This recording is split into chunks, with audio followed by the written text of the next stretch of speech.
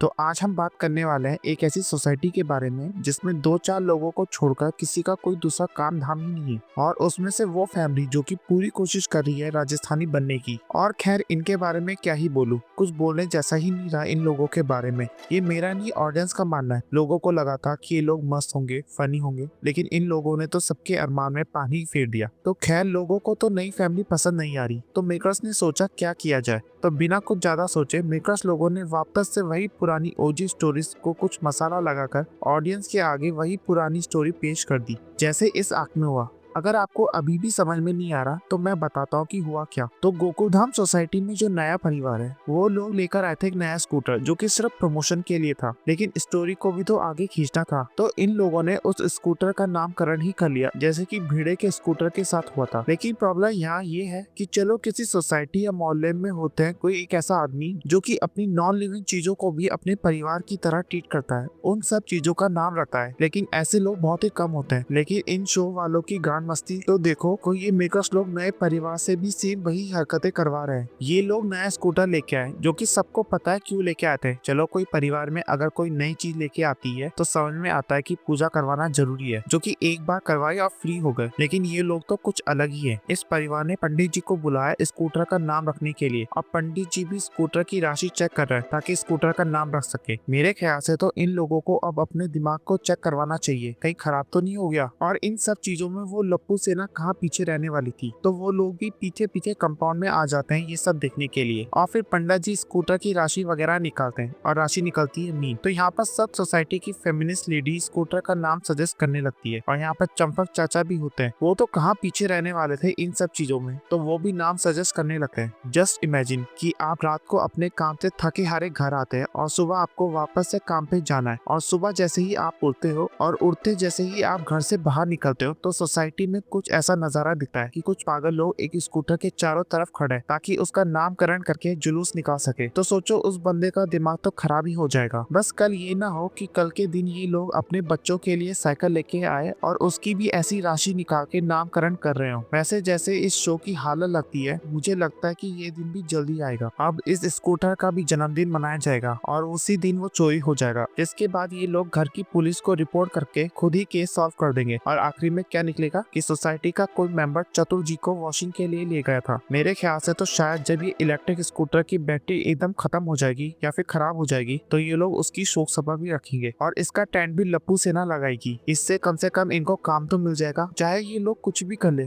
कितनी भी OGs stories थी उसको वापस से हमको ही दिखा दे, लेकिन अब उसमें वो मजा नहीं आएगा जो कि पहले की स्टोरीज में हुआ करता था। खैर ये तो मेरी बात थी, आपको क्या लगता है इस एपिसोड के बारे में? Comment down. And if you want to watch कि सोसाइटी वाले कैसे पिंकू और अब्दुल के साथ सौतेले जैसा बिहेव करते हैं तो आप यहाँ पे क्लिक करके देख सकते हैं। और अगर आपको ये वीडियो पसंद आई है तो आप लाइक कीजिए। इस वीडियो पर हम एम रखते हैं 1000 लाइक का। Thank you.